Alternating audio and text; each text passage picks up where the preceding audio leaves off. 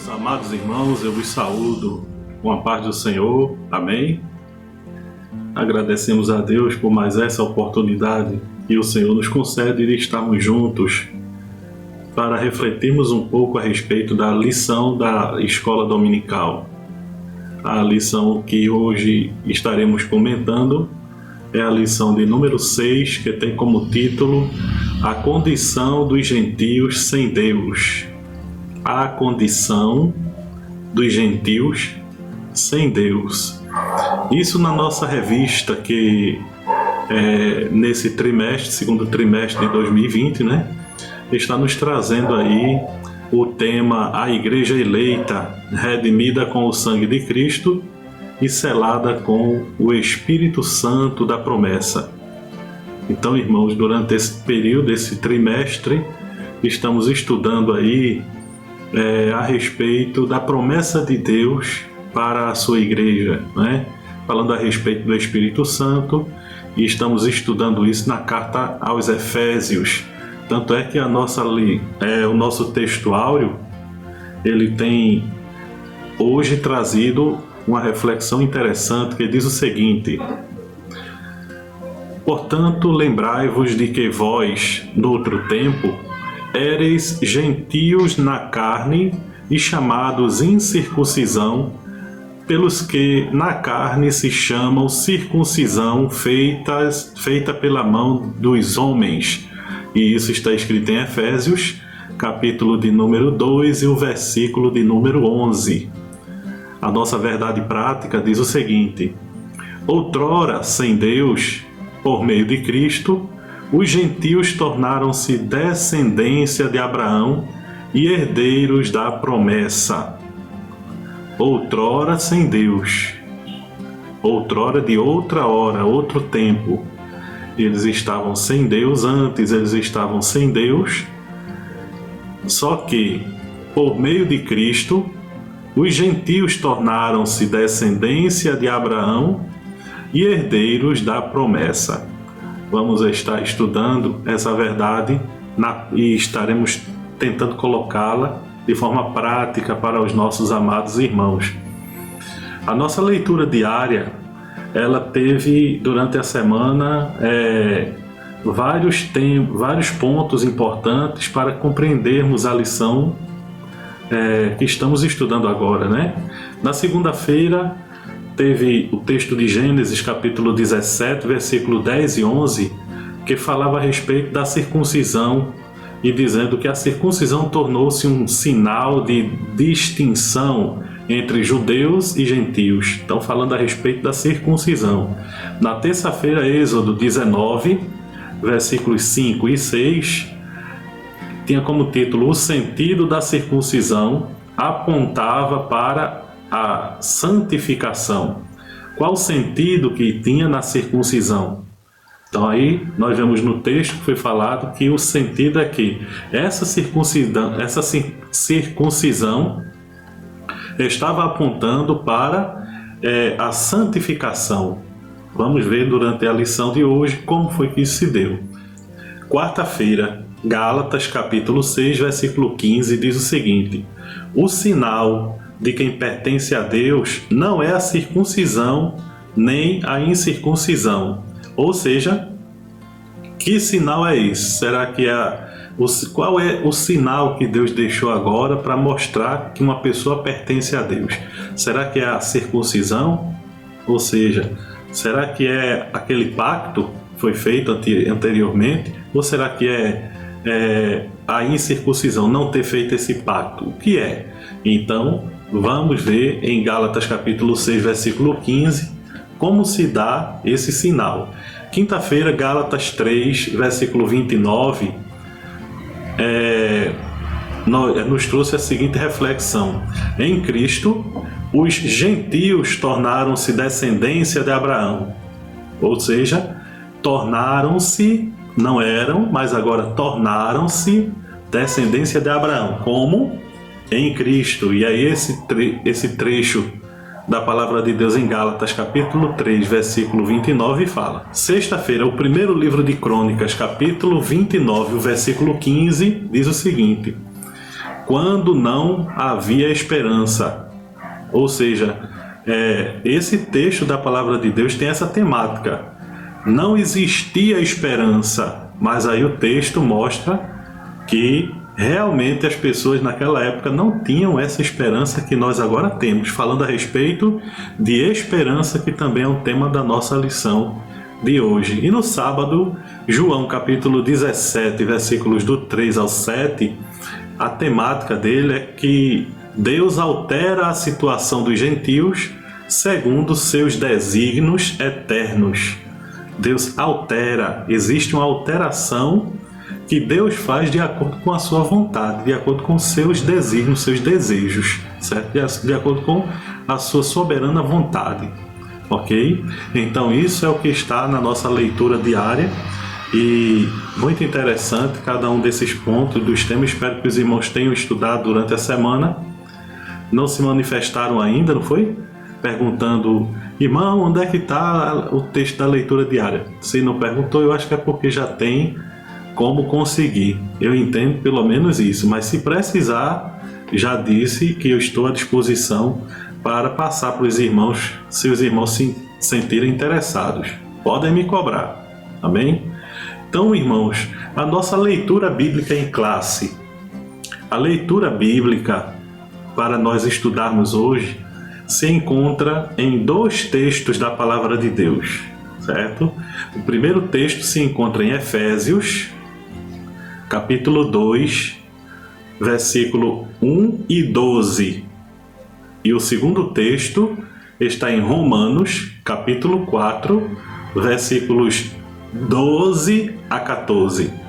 Então, Efésios e Romanos são os livros, ou melhor, as cartas que nós estaremos estudando hoje. 2 cartas, Efésios e Romanos. Efésios será capítulo 2, versículo 11 e 12, e Romanos será capítulo 4, versículos do 12 ao 14. Amém? A palavra de Deus nos diz o seguinte, Efésios capítulo 2, versículo 11 e 12. Portanto, lembrai-vos de que vós, noutro tempo, éreis gentios na carne e chamados incircuncisão, pelos que na carne se chamam circuncisão, feitas pela mão dos homens, que naquele tempo estáveis sem Cristo, separados da comunidade de Israel e estranhos aos concertos da promessa, não tendo esperança e sem Deus no mundo.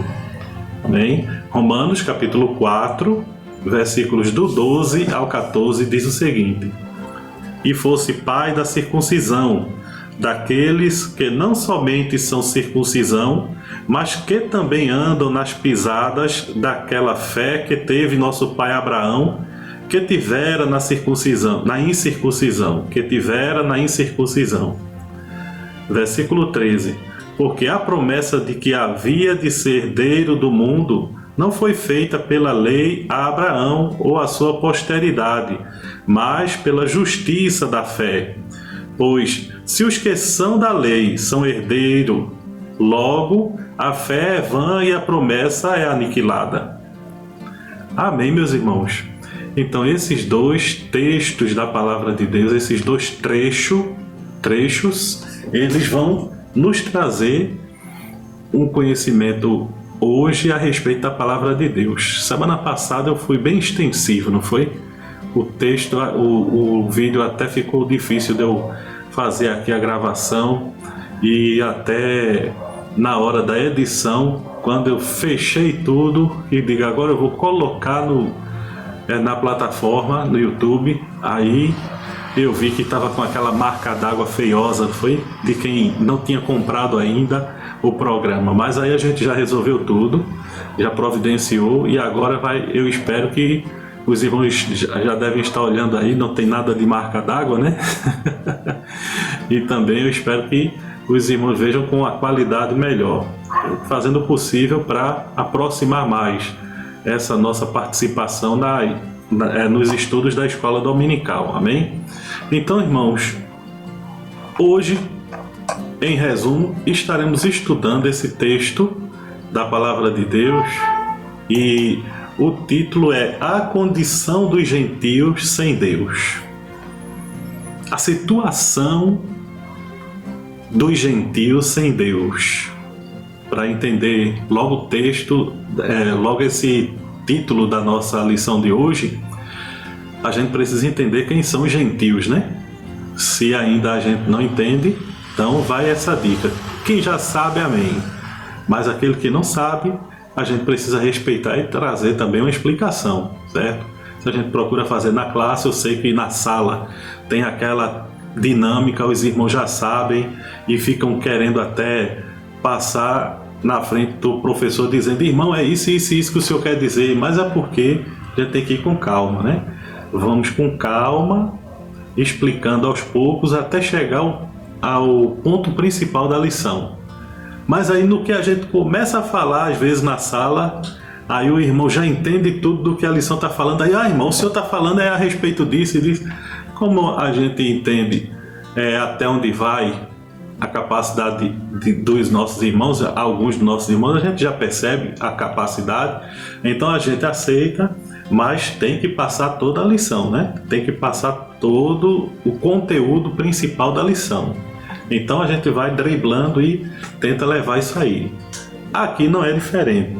Nós precisamos trazer ao conhecimento dos irmãos os mais diversos detalhes da lição, porque tem até palavras que alguns irmãos talvez não tinham parado para pensar, mas depois conseguem entender. Não é assim que acontece? Pois é. Então, irmãos, gentios, quem são os gentios? Já falei em outra oportunidade, vou repetir. Gentios, a condição dos gentios sem Deus. Gentios são todas aquelas nações que não são Israel. Todos aqueles que não são Israel, que não é judeu, é considerado gentios. Então nós somos gentis, porque nós não somos judeus. A não ser que você está lá na sala e é descendente de judeus, é judeu também, aí é outra coisa. Mas quem não for judeu é considerado gentio. Amém? É isso aí. A condição dos gentios sem Deus. Esse é o título da nossa lição. Qual era e qual é a condição de quem não é judeu sem Deus? Qual é essa condição? É isso que a gente vai aprender hoje. Porque mesmo nós hoje, sendo gentios hoje, nós também permanecemos não sendo judeus, né? Nós somos gentios, mas não é porque aceitamos Jesus que agora nós somos judeus, nada disso. Nós permanecemos sendo gentios, não somos judeus. Só que existe um diferencial que nós já falamos em uma outra aula. Nós agora, mesmo sendo gentios, mas agora nós somos igreja. Tem judeus que são igreja e tem gentios que são igreja também. Então, de ambos os povos Deus fez um, uniu os povos. E agora nós somos igreja. Quando ele morreu, ele atraiu a todos para si e agora fazendo a igreja. Todos aqueles que creem e aceitam o Senhor Jesus agora são igreja, né? Então nós somos igrejas. Mas a condição dos gentios sem Deus, qual é? A condição das pessoas que não são judeus, não são igreja, permanecem sendo gentil ou eram gentis na época que foi escrita a carta aos Gálatas. Como é que fica a situação dele? Então, no nosso textuário diz: portanto, lembrai-vos de que vós, no outro tempo, erais gentios na carne e chamados incircuncisão pelos que na carne se chamam circuncisão, feitos pela mão de homem. Efésios capítulo 2 e o versículo 11. Isso aqui Paulo está explicando e mostrando à igreja de Éfeso que eles agora precisam reconhecer em que estado, em qual a situação e a bênção, a graça que eles alcançaram hoje, a bênção que eles têm em mãos hoje. Por quê? Porque eles têm que agradecer. Eles precisam agradecer porque antes eles não tinham direito à bênção de Deus, não tinham direito à herança de Deus, não tinham direito a nada. E enquanto eles não tinham direito a nada, além de não ter, eles eram zombados, escarnecidos pelos judeus. Por quê? Os judeus batiam no peito e diziam: oxê, eu é quem tenho direito, eu sou filho da promessa, eu sou herdeiro legítimo, e vocês, aí desdenhavam, né? Zombavam, desdenhavam, humilhavam quem não era judeu, a não ser que se tornasse prosélito, a não ser que viesse a se tornar, ser considerado judeu. Como é que isso acontecia para uma pessoa ser considerado judeu? Daqui a pouco a gente fala. Na presente lição, veremos que o autor aos Efésios lembra aos gentios de que antes da regeneração eles eram incircuncisos e haviam experimentado 5 formas de privação. Quando eles não eram crentes, eles estavam deixando de receber da parte de Deus 5 bênçãos. E aí, quais são elas? Eles estavam sem Cristo, estavam separados de Israel, estavam alienados quanto à promessa, estavam sem esperança e estavam sem Deus no mundo. Então, estavam sofrendo essas 5 formas de privação. Veja, irmão, como nós éramos miseráveis por não receber essas bênçãos da parte de Deus, né? Mas graças a Deus que agora nós temos esse direito. Então, o apóstolo, através da sua carta aos Efésios, ele já foi logo esclarecendo que antes eles tinham essas privações, eles não tinham o direito de receber da parte de Deus essas bênçãos, né? E aí, primeira coisa, vamos ver aqui a respeito da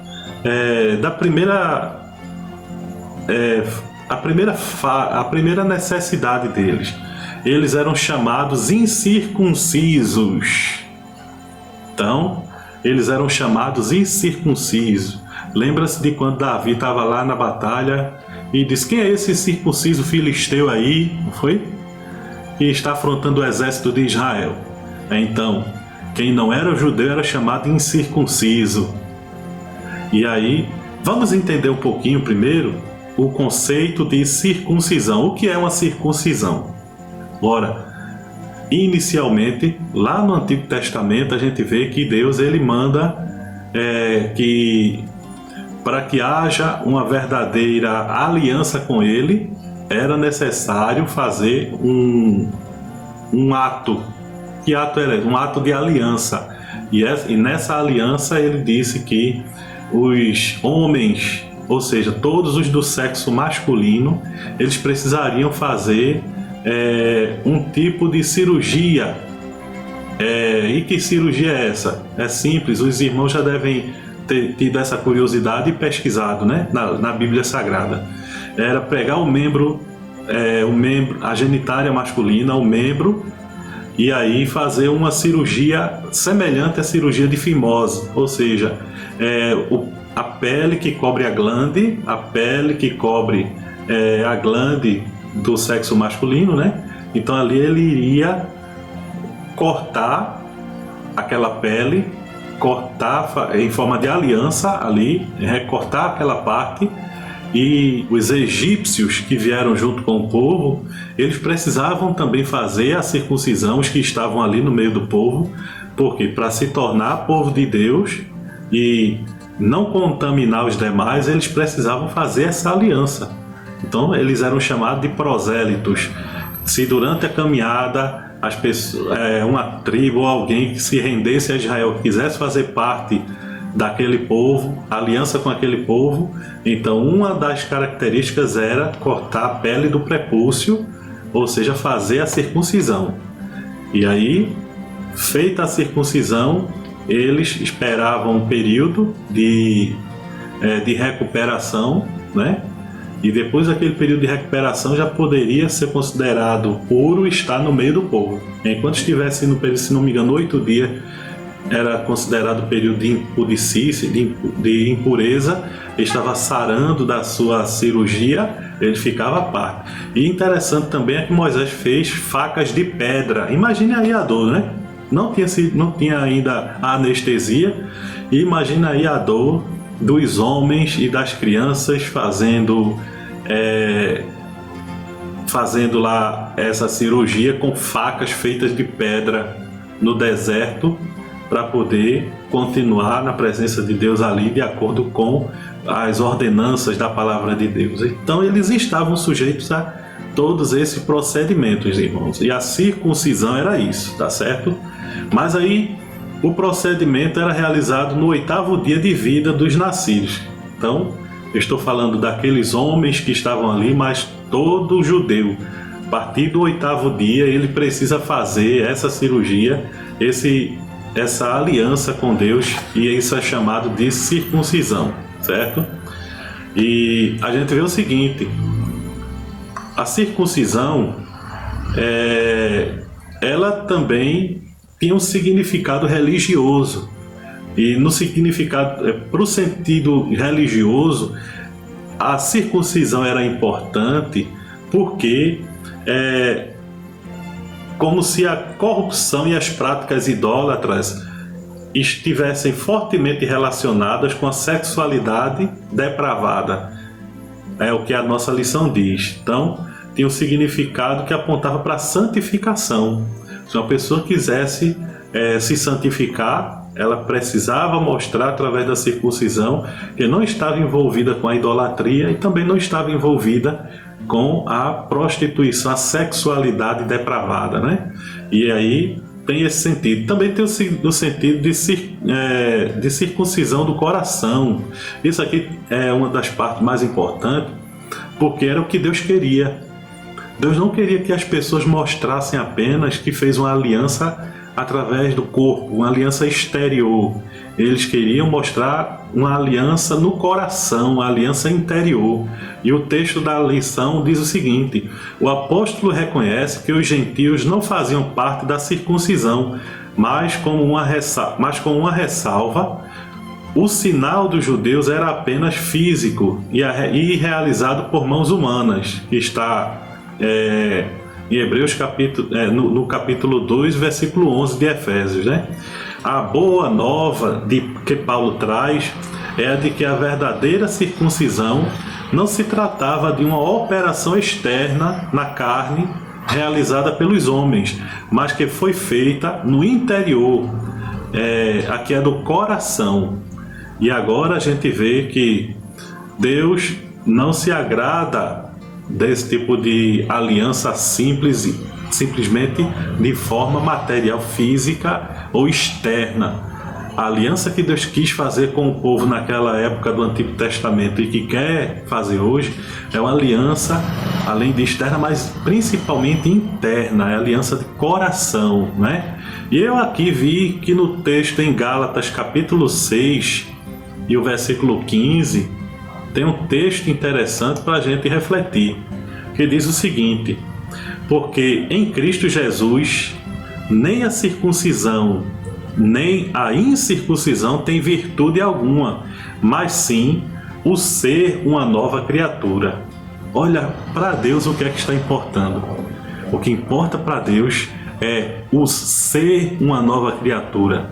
Não é você fazer aliança externa, né? Não é ficar procurando fazer promessas, nada disso. Porque essas promessas, materialmente falando, ou então externamente, elas podem durar apenas um tempo. A que Deus se agrada é a aliança eterna, é a de fazer-se em Cristo uma nova criatura, é de você morrer aos pés da cruz e nascer através de uma nova natureza, né? A nova criatura, é isso que Deus se agrada. Amém, meus irmãos? Então, basicamente, é isso que Deus quer, a nova aliança, que culminou na convocação do primeiro concílio da igreja em Jerusalém. Veja como deu problema isso, né? o estudo desse assunto sobre circuncisão e incircuncisão, se vale ainda hoje, se era só para o Antigo Testamento. Então, isso deu um alvoroço tão grande na igreja que se precisou tratar desse assunto também no primeiro concílio, ou seja, na reunião dos apóstolos, na primeira reunião dos apóstolos já foi feito isso. E aí em Atos capítulo 15, versículo 1 ao 6, mais ou menos, você vai lá e vê a deliberação dos apóstolos a respeito disso, né? E sob a orientação do Espírito Santo, eles foram tratar a respeito desse assunto. Amém? E aí ele diz o seguinte: a circuncisão somos nós que servimos a Deus no Espírito e nos gloriamos em Jesus Cristo e não confiamos na carne. E isso está escrito em Filipenses capítulo 3 e o versículo 3. Todo aquele que quisesse ser agregado ao povo de Israel também deveria fazer isso. Então, na segunda parte, a gente vê, nessa primeira parte da lição, nós entendemos que os gentios não faziam parte do pacto da circuncisão e, por isso, estavam excluídos da aliança com Deus. Se não tinham essa aliança, se não faziam parte do pacto da circuncisão, se não eram circuncidados, não tinham nada a ver, não tinha pacto com Deus. Estavam à parte, separados, né? Separados das promessas de Deus, porque não tinha promessa, já que não tinha pacto, não tinha acerto nenhum. E aí, a segunda parte da nossa lição diz que eles estavam estranhos ao concerto da promessa. Veja bem, nessa parte o apóstolo Paulo aponta a situação dos gentios, naquele tempo estáveis, sem Cristo, separados da comunidade de Israel e estranhos aos concertos da promessa. Capítulo 2 e o versículo 12 da nossa carta aos Efésios. Então essa aí era a situação deles, estavam estranhos ao concerto de Deus. Não tinha essa aliança que a gente acabou de falar, não tinha essa aliança. Mas aí, ao descrever a história passada dos gentios, o apóstolo traz à memória que naquele tempo, que tempo é esse? O tempo passado, antes de conhecer a Cristo, né? Naquele tempo, antes de conhecer a Cristo. Isso indica que a religiosidade dos gentios era incapaz de inseri-los na promessa messiânica de salvação. Eles estavam adorando, servindo a outros deuses, realizando outro tipo de atividade que eles chamavam espiritual, não tinha conhecimento do verdadeiro Deus, e isso fazia-os estar distante de tudo o que Deus tinha preparado para o seu povo, para a sua igreja, né? Eles não conheciam nada disso, certo? Também significa que eles desconheciam a Cristo, como também eram indiferentes à promessa acerca dele e de sua obra, acerca de Jesus e de sua obra. Eles estavam completamente distantes dessas promessas da parte de Deus. Estavam também, diz aqui, separados da comunidade de Israel. No versículo 12, né? No versículo 12, o apóstolo salienta a desvantagem dos gentios não pertencer à comunidade de Israel. Isso só mostra, irmãos, que eles desdenhavam, eles zombavam mesmo, não queriam saber, estavam usando muito de preconceito, eram muito preconceituosos no sentido da fé. Então a fé para ele, quem tinha direito, quem era, quem podia, era só ele. E quem não fosse judeus já era rejeitado. E isso acontecia de um jeito que extrapolou, mesmo sendo judeus, mesmo tendo essa liberdade de dizer que era judeu e tinha essa promessa, irmão, mas a forma que eles estavam tratando isso, eu acredito que Deus desprezava e rejeitava o seu comportamento. Por quê? Porque tratar os outros de forma a rebaixá-los, se exaltar, comparar-se de forma exaltada a outras pessoas, será que Deus se agrada disso? Com certeza não. E as pessoas que agiam assim, Deus com certeza reprovava no seu coração, né? Então, essas pessoas, elas estavam, e o comentarista fala que elas estavam alienados ao concerto da promessa. Alienados. E aí a gente precisa parar um pouquinho para pensar a respeito dessa palavra alienados, né? Para não falar bobagem a respeito dessa palavra, tá certo? Então vamos lá. Em que sentido o comentarista estava se referindo à palavra alienados? Veja bem, uma pesquisa rápida na internet, a gente vai descobrir que o dicionário online ele traz vários sentidos para a palavra alienado. Vai dizer que é uma pessoa lunática, aluada, né? Fora da órbita natural, ou seja, fora do senso natural, uma pessoa maluca, certo? Alienado. Mas tem vários outros sentidos a mesma palavra, porque no português uma palavra ela pode ter vários significados. Não é assim que a gente aprendeu? Então, da mesma forma, a palavra alienados, ela tem alienado, a palavra alienado tem várias significações. E essa aqui, quando o comentarista está se referindo a ela de alienado, ele se refere à pessoa que não tem interesse ou capacidade de compreender a realidade que o cerca. Então, eu estou vendo uma realidade ao meu redor, mas eu não consigo compreender essa realidade, certo? Especialmente em relação à política, à realidade mundial. É como se tivesse alheio à coisa que está acontecendo, alienado da importância daquilo que acontece. Por exemplo, eleições. Eu estou alienado das eleições. Eu não sei o que está acontecendo com as eleições. Eu não sei o que está acontecendo com as coisas políticas. Eu sou um alienado político, eu não vejo o que está acontecendo. Então, é isso nesse sentido de alienação. Aqui o comentarista diz que eles são alienados aos aspectos da promessa. Como é isso? Uma vez separados da comunidade de Israel, os gentios desconheciam totalmente os vários pactos que Deus estabelecera com os patriarcas israelitas. Olha aí, uma pessoa alienada que não sabe o que está acontecendo ao seu redor. Eles sabiam a realidade da espiritualidade dele. Por exemplo, adorar a Diana, a deusa Diana dos Efésios. Então, aquilo ali a respeito de Diana ele conhecia, sabia tudo.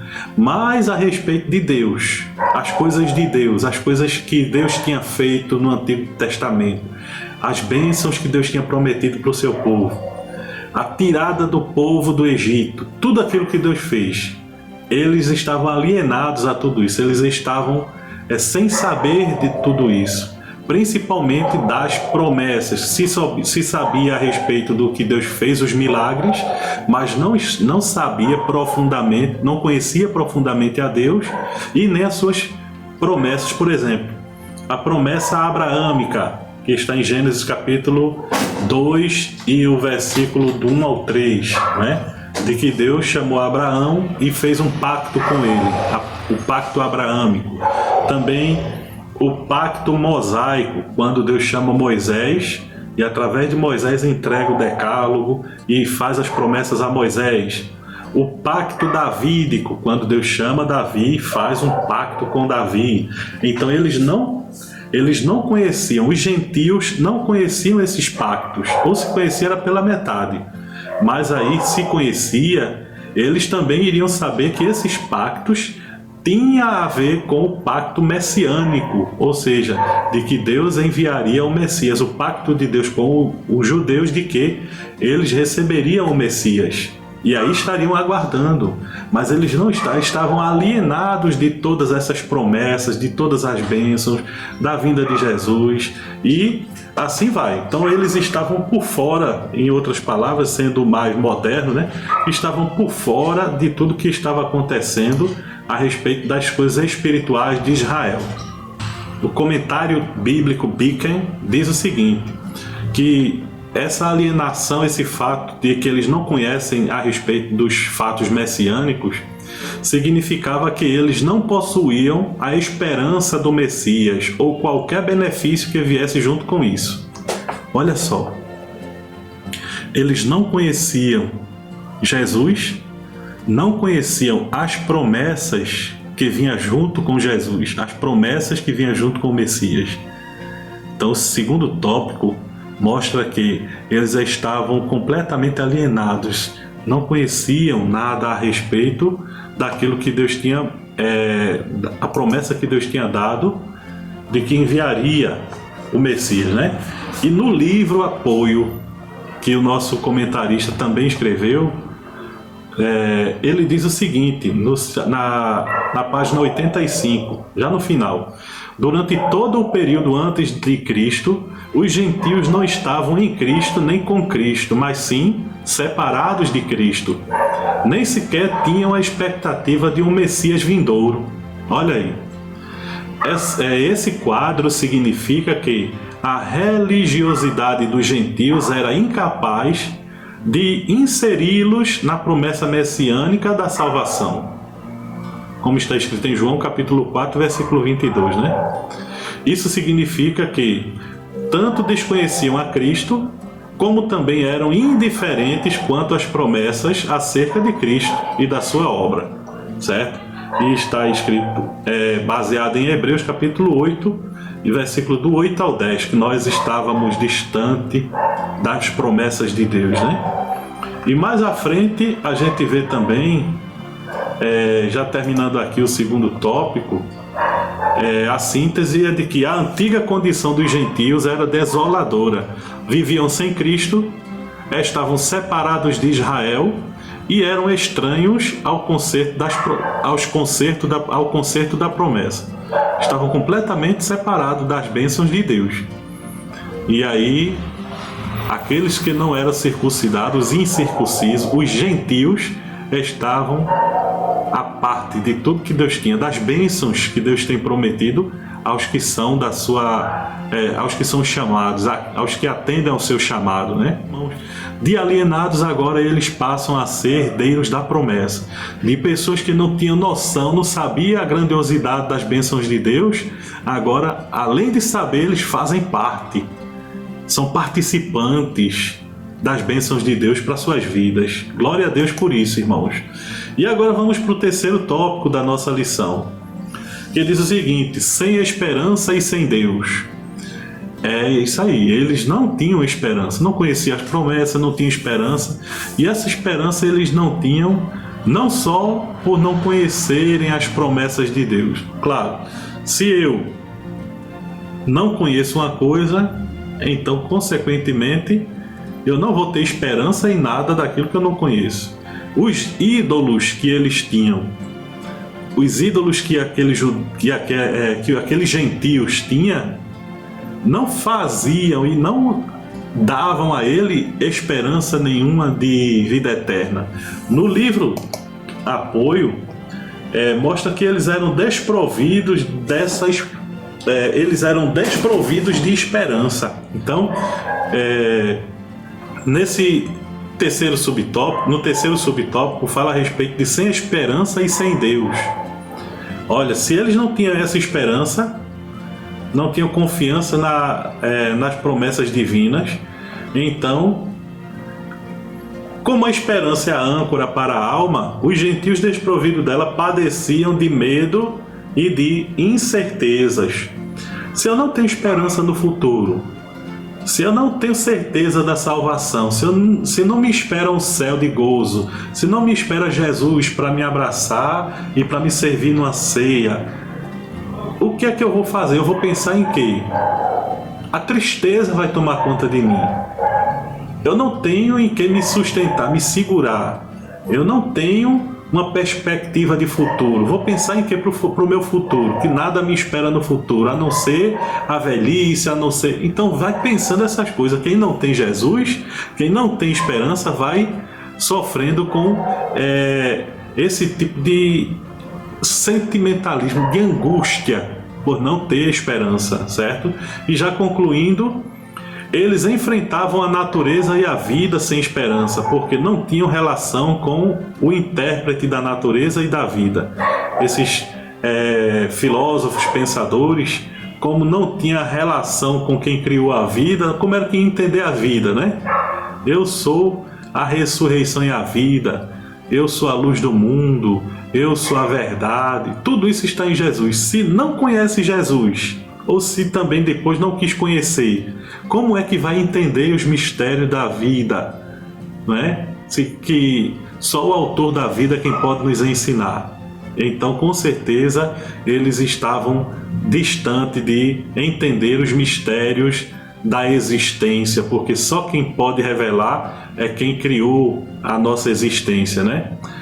E aqui continua dizendo: os gentios tinham muitos deuses e muitos senhores, e um Deus como causa primeira na teoria filosófica, mas nenhum Deus que amasse os homens e a quem os homens pudessem amar. Olha, eles tinham muitos deuses, tinham um Areópago, né, onde existia ali em Atenas muitos deuses. Eles tinham conhecimento daqueles deuses, mas que não podiam fazer nada por ele de forma prática. Não prometiam a eles. E aqueles que prometiam destruição, prometiam algo que eles sabiam que era inatingível, inalcançável. Eu vou, de repente eu consiga, né? Como, por exemplo, a travessia, eu não sei bem como é essa mitologia, mas a de um barqueiro que recebia uma moeda. Então, por isso que alguns deles, quando morriam, recebiam uma moeda e era levado pelo mar, né? Ou queimado.